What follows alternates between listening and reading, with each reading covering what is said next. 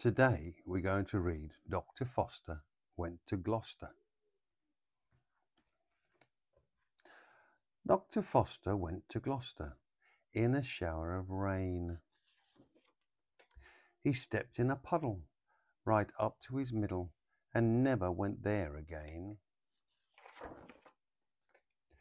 Dr. Foster went to Oxford in a cloud of fog.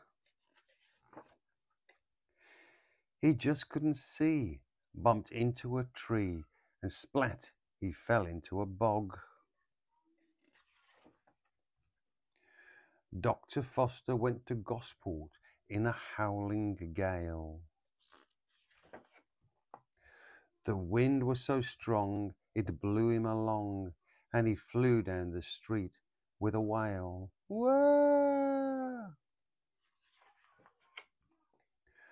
Dr. Foster went to Stockton in the swirling snow. The frost bit his nose, his spectacles froze, and he couldn't see which way to go. Dr. Foster went to Bogna in the sizzling heat.